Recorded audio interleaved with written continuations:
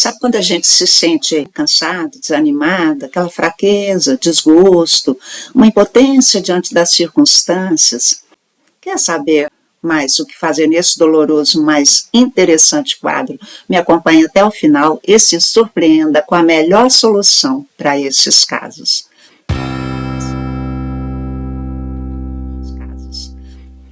Se você ainda não me conhece, eu sou psicóloga e numeróloga, sou apaixonada pelo autocuidado e também pela minha missão, que é facilitar a vida de quem deseja vencer a ansiedade, suas consequências, né? Construindo o que eu chamo de uma inteligência milagrosa, uma mente milagrosa. Eu faço isso por meio de autoconhecimento e de práticas simples.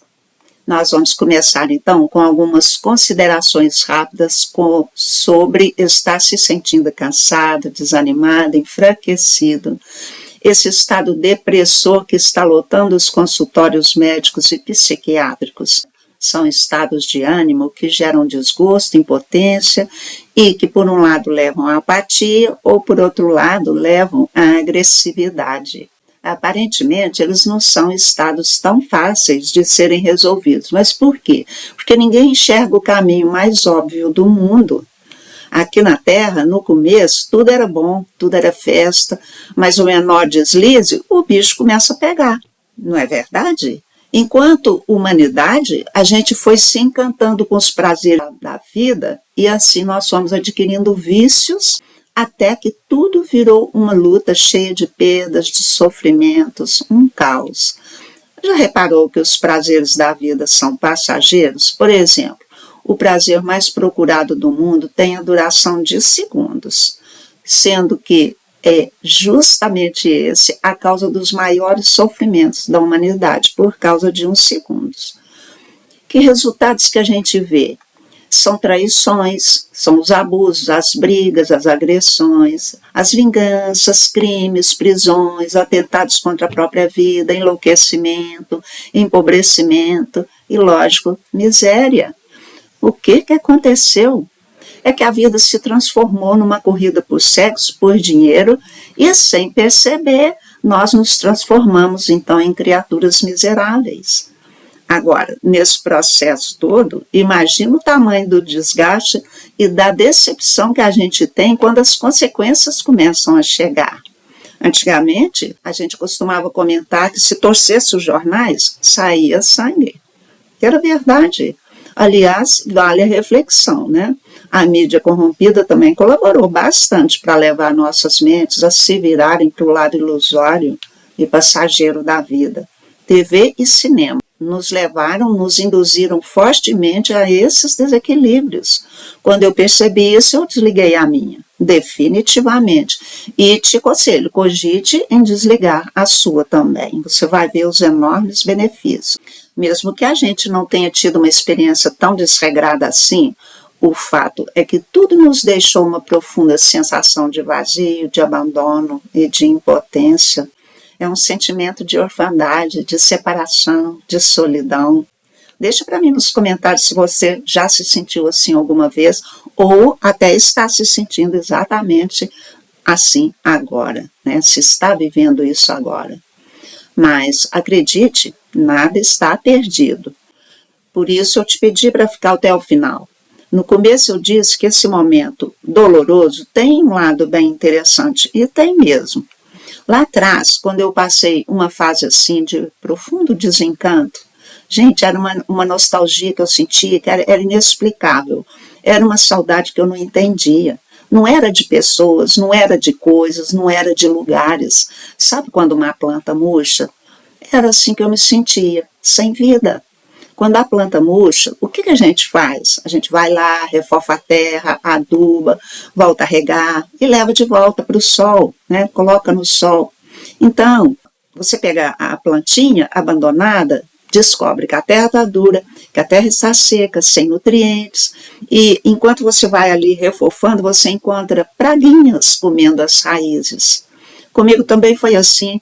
Foi como encontrar a plantinha abandonada, com a terra endurecida, desnutrida e com praguinhas comendo as raízes. E isso se deu devido a escolhas erradas que eu achava serem certas. Eu fui me sobrecarregando. Por quê? Bem, comigo foi o contrário. Eu priorizei as obrigações e os prazeres ficaram no débito. Então, dentre as escolhas que foram nos endurecendo, fala a verdade, a gente não reparou, mas a televisão foi nos roubando oportunidades de leitura, de estudo, de diálogos familiares, de enfrentamento, né? De reuniões prazerosas com os amigos, passeios, natureza. Tudo que nos fortalece a gente deixou para trás, relegou ao segundo plano.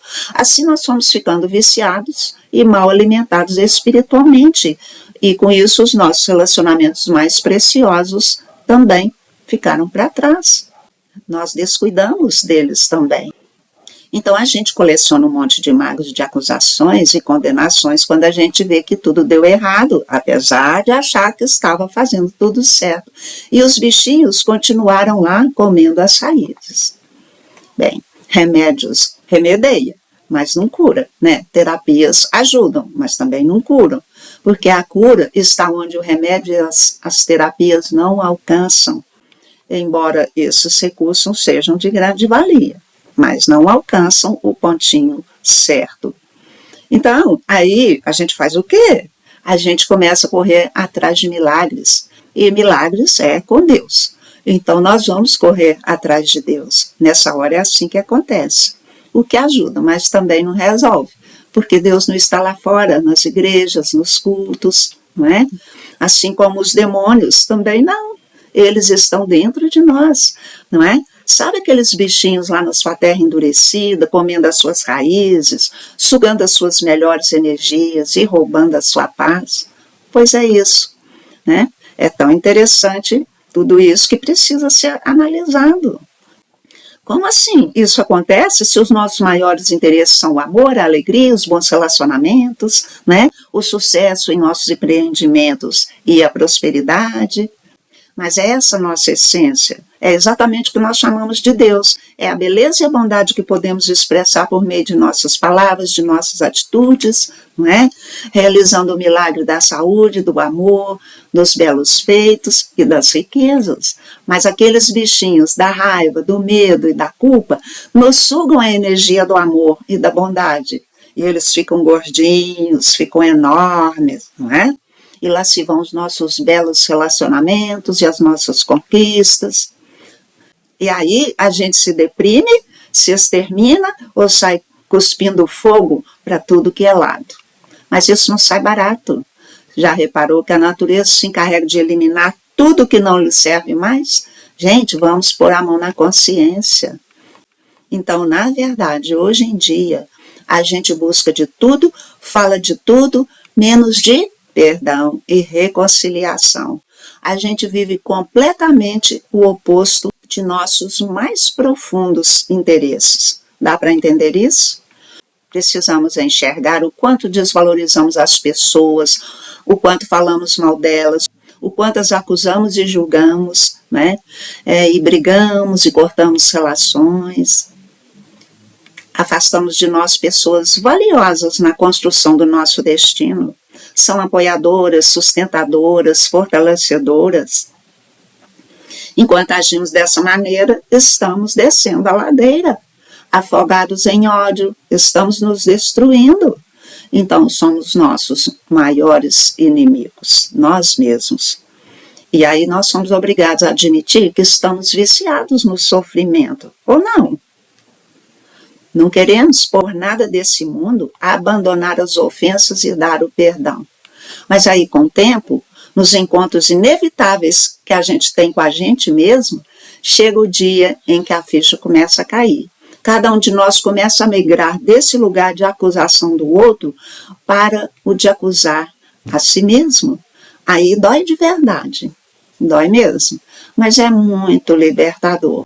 Porque, no fundo, nós encontramos o engano, né, de ter trocado os nossos mais belos e vitais interesses pelos passageiros prazeres e pelas glórias mundanas.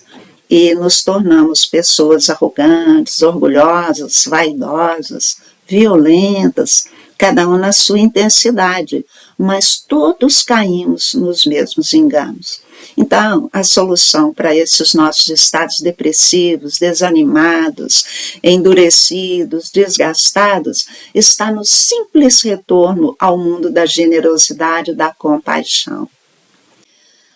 Sendo que a benevolência deve ser tão profunda que comece pelo auto-perdão, pela extinção definitiva da autopunição. Muito belo isso, gente. É quando nós conseguimos libertar as outras pessoas também. Quando você compreende o seu engano, você é capaz de compreender e libertar os outros. Antes, não. É quando a plantinha começa a se recuperar, porque agora a gente tem uma mente lúcida e amorosa. Nós temos agora, então, pensamentos bons que fecundam uma terra macia, bem preparada, e aí acontece o desabrochar de melhores flores e de melhores frutos. É o amor e a benevolência que nos fortalecem e nos realizam. Fora disso, nada feito. Então, é retomar a ordem original da vida. Valores elevados, amor, respeito e perdão produzem relaxamento e intensa alegria e paz no coração. E o crescimento é exponencial para todo mundo. E isso é o céu. Essa é a chave. Bem, agora você já sabe como acabar com a fraqueza, com o cansaço e com os estados mentais depressivos e os estados ansiosos que sempre resultam em violências, separações e perdas irreparáveis. Mas se por algum motivo você ainda não consegue sozinho se reorganizar, veja na descrição, eu deixo dicas de como ser ajudada a vencer essa interessante etapa da sua vida. Sabia que quem não se instrui não se cura? Não fique só nos remédios. Precisamos arejar a mente, correr atrás das informações certas, conhecer os segredos que estão disponíveis para a gente conseguir sair desse lugar de sofrimento e aplicar esses segredos em nossa vida. Aí sim vai dar certo, né? Como a gente diz, tamo junto. Não se abandone nessa hora tão importante. Vem com a gente. Muito obrigada pela sua atenção. E se você gostou desse vídeo, curta e compartilhe, me ajude a ajudar. Te vejo no meu próximo vídeo. Até lá!